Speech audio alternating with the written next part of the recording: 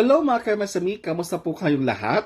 Kamusta po ang inyong linggo, last week na sales at inyong sarili po? I am really hoping and praying that everything is well, your sales and yourselves as well. But anyway, for today's video mga kamasami, we are going to talk about do sa isa pang registration process ng SEC na sinasabi nila one-day processing lang daw or one-day approval lang is okay ka na, meron ka ng SEC certificate kaagad. Tignan natin kung totoo ba ito mga ka-MSME. So tara, samahan niyo ako para alamin kung ano ba itong sinasabi ng SEC na one-day approval ng ating business name, articles of incorporation, and bylaws. Paano mga ka-MSME? Handa ka na ba? Kung handa ka na, handa na rin ako. Welcome to my channel. This is the Goody Yeti, your MSME advocate, and this is your guide in business.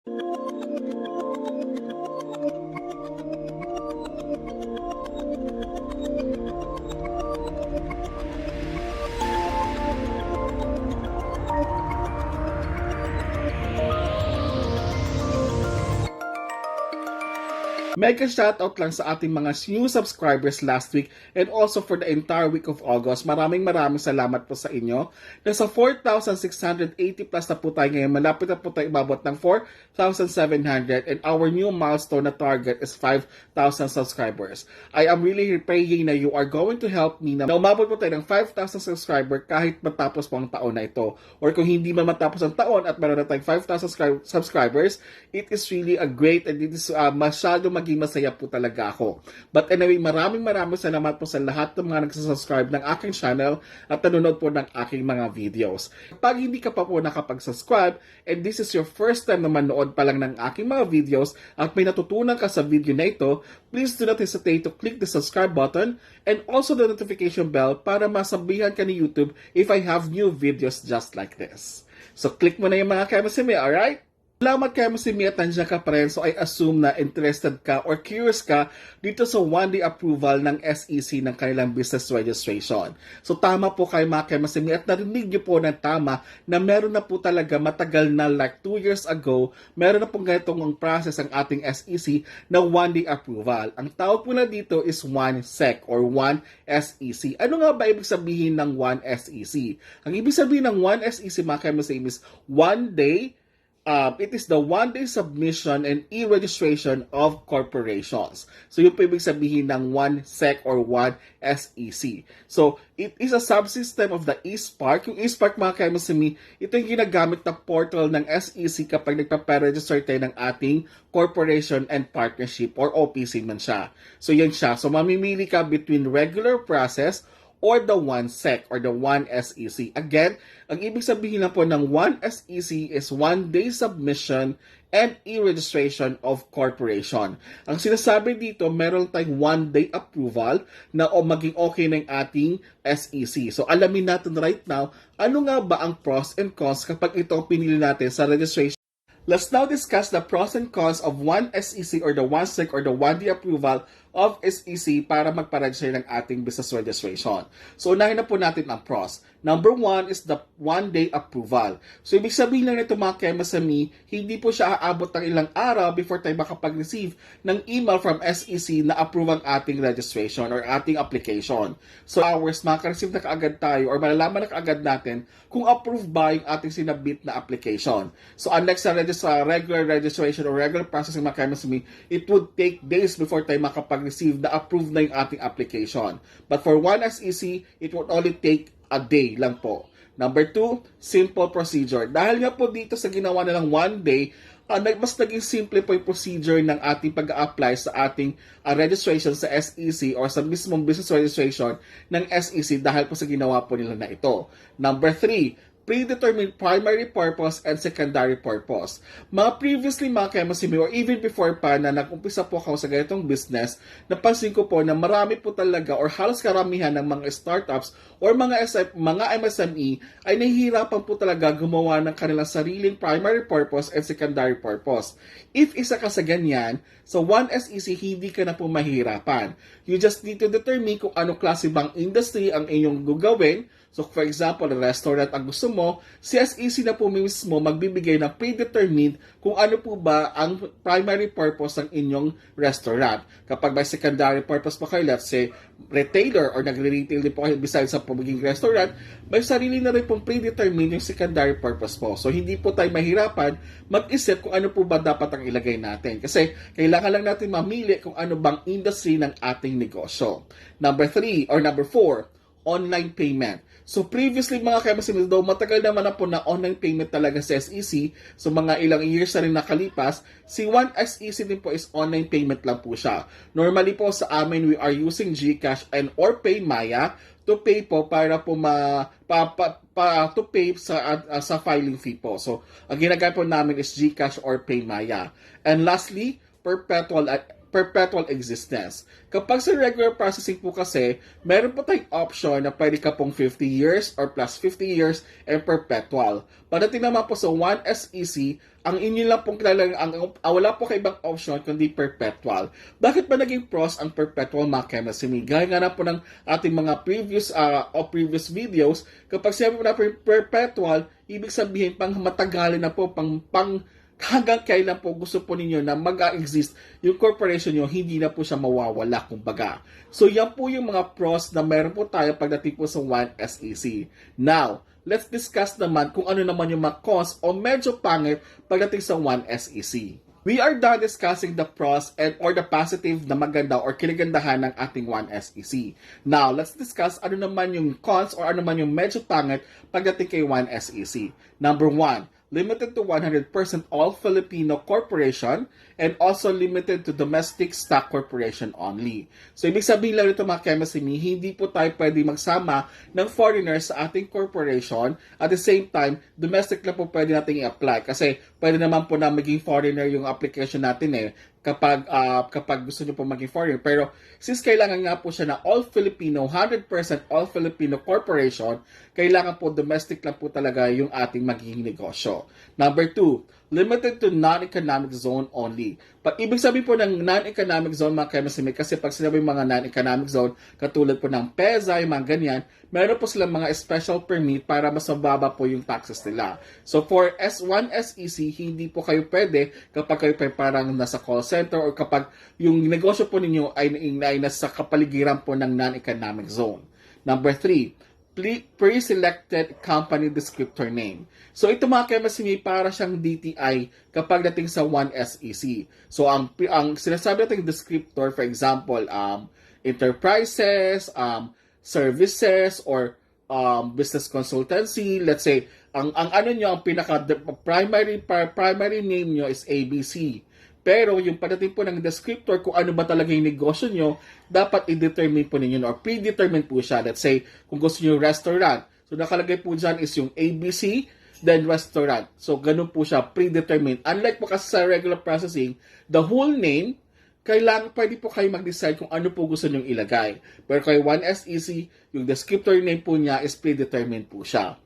Next, doing business under a trade name is not allowed. Sa regular processing mga kaimasimi, kapag ikaw may corporation, pwede ka maglagay ng maraming doing business under trade name. I think hanggang 5 if I'm not mistaken. Pero pagdating kay One SEC, wala po siyang ganon. So, hindi po nyo po siya ma-enjoy kapag kayo po ay maraming balak na negosyo or balak na trade names na gagawin in under corporation name.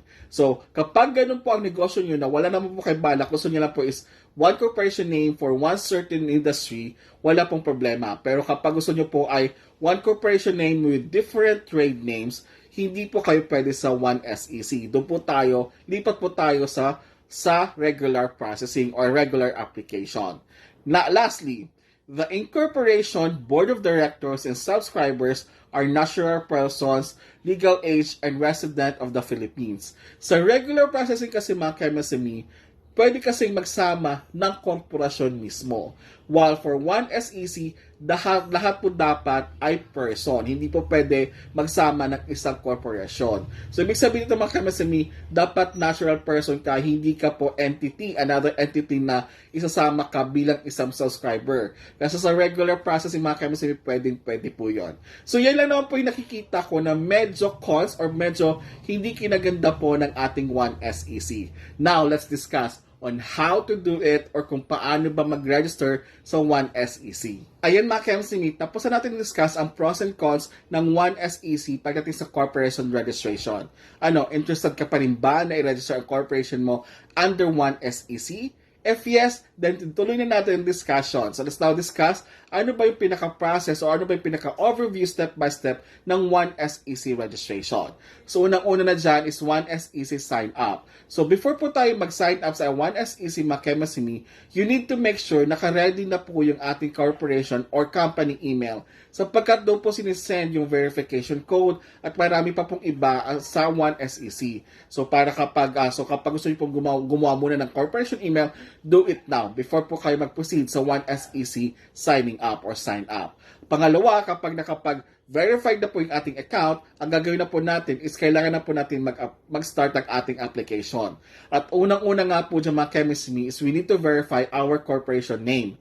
So ito mga ka-MSME, ito talaga ang lagi ko sinasabi na dapat antayin po natin matapos or antayin po natin na masabi na po ng SEC na verified na po yung company name natin para hindi po tayo magsayang ng oras. Kasi kapag hindi po natin hintayan, nag-fill out na po tayo ng ating application, then suddenly hindi pa na siya na-approve. So magbabalik naman po tayo sa umpisa. Ilang few minutes naman po yung mga ka-MSME, hindi na po siya aabot ng 5 minuto. So let's have a patient or maging patient lang po tayo na antayin po yung verification ng ating corporation name.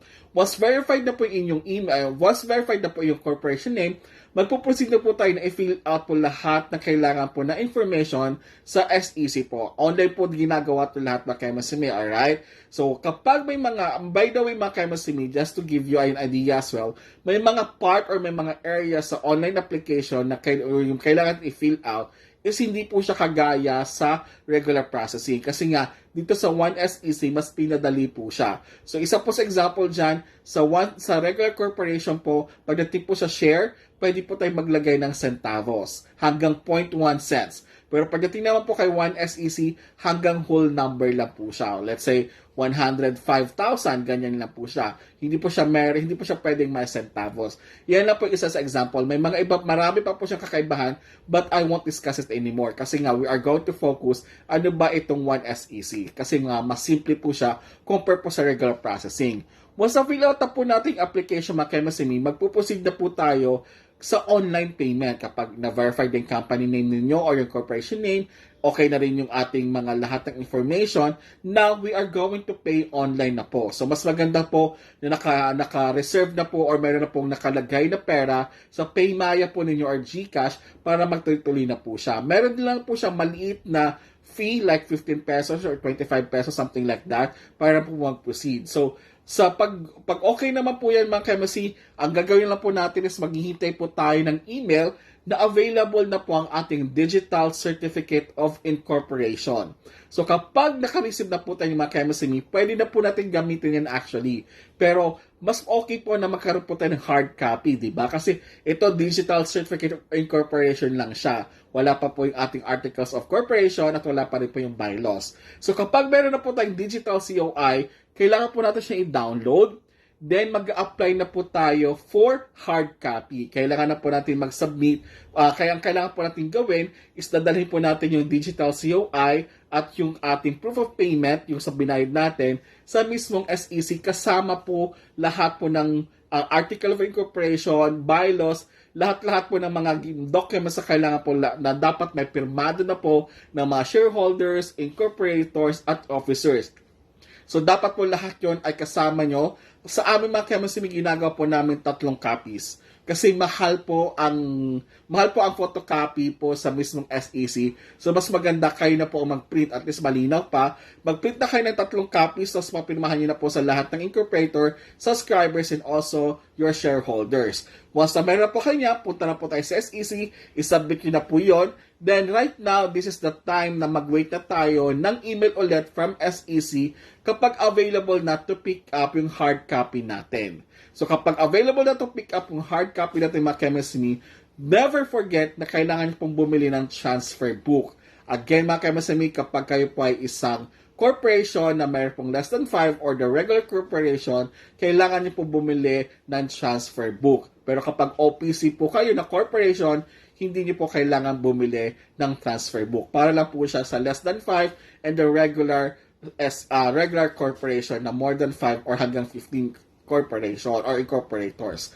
So, ganyan lang po kadali kay MSME yung pinaka-process po ng 1SEC. Ano sa palagay mo mga MSME? Mas okay ba ang 1SEC? Or doon tayo sa regular corporation. Yan mga MSME, alam na natin kung ano ba yung mga pros and cons and kung ano ba yung pinaka-overview processing ng 1SEC at kung ano ba yung 1SEC. So palagay nyo mga MSME, ano ang mas gagamitin nyo? 1SEC or the regular processing? If you are going to ask me mga MSME, depende po sa tao or depende po sa business owner kung ano ba yung kakayahan niya. Kumbaga, kasi marami po mga MSME right now na talagang nahihirapan po kung paano bumuo ng primary purpose and secondary purpose.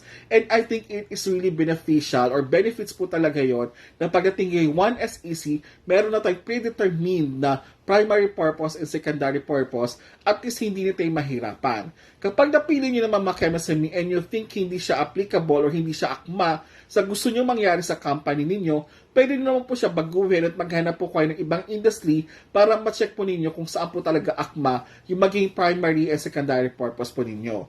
Ang kinagandahan na po kasi sa regular processing, you yourselves or yung mismong mga kasama mo sa corporation ay pwede magsama-sama at bumuo ng sarili yung primary purpose and secondary purpose. Bakit nga ba mahalaga itong primary purpose and secondary purpose? Mahalaga ito mga MSME sapagkat dito po nakadepende kung anong klaseng negosyo ba ipapatayo po ninyo. Dito po kasi naka-detail or nakalagay po talaga yung mga details kung ano ba ang negosyo na meron ka, ano ba ang vision ninyo na meron kayo sa negosyo. At dito rin po nakalagay kung ano ba ang possible na industry na kailangan yung or kung saang industry ba kayo belong. At magagamit po ito ng ating Mayor's Permit at ng ating BIR. So, ganun po siya kahalaga. So, again, mga MSME, kapag ikaw ay isang MSME owner na hindi mo pa talaga kaya gumawa ng primary purpose and secondary purpose, 1SEC is for you. Pero kung ikaw naman ay isang MSME na ready ka na, meron ka sariling primary purpose, may sarili kang secondary purpose, I would rather go to regular processing. At kapag ikaw naman pa isang MSME owner na nagmamadali at kailangan na magpa-register agad-agad, then proceed po tayo sa 1SEC. Pero kapag ikaw naman hindi ka nagmamadali, you are ready to wait naman, to wait for the process na mas okay, then doon po tayo sa regular processing. I am not telling mga MSME kung sino ba yung okay or not. Depende po siya sa situation na meron po kayo. Kailangan nyo na po siyang i-wait kung saan ba talaga kayo mas okay. Kasi at the end of the day, it is still the same naman po na approve po siya ng SEC yung magiging registration po natin or maging application po natin. So ayan mga MSME, natapos na natin discuss ang 1SEC, ang ating one-day approval ng SEC. So I am really hoping na may natutunan po kayo sa video na ito. If meron po, please do not hesitate to click the subscribe button and also the notification bell para masabihan po kayo ni YouTube kapag meron po mga bagong videos just like this. And also mga MSME, magkakaroon po ako ng dagdag oras para gumawa po ng dagdag videos. In due time po, magkakaroon po tayo ng additional segment which is the Pinoy VA Insights. So, hindi nyo naman po alam nyo naman po mga MSME, ako rin po isang virtual assistant. So, we are going to discuss some virtual assistant insights. So, that is the Pinoy VA Insights. So, kailangan po nyo yung abangan yan kung kailan po tayo magkaroon ng unang-unang video about the new segment na Pinoy VA Insights. So, hanggang dito na lang mga MSME. Maraming salamat po again sa mga subscribers po natin at patuloy na sa mga suporta po sa ating YouTube channel. Paano mga MSME? Kita-kits ulit tayo next week. Alright. So again, this is the Goody Yadi, your MSME advocate, and this is your guide in business.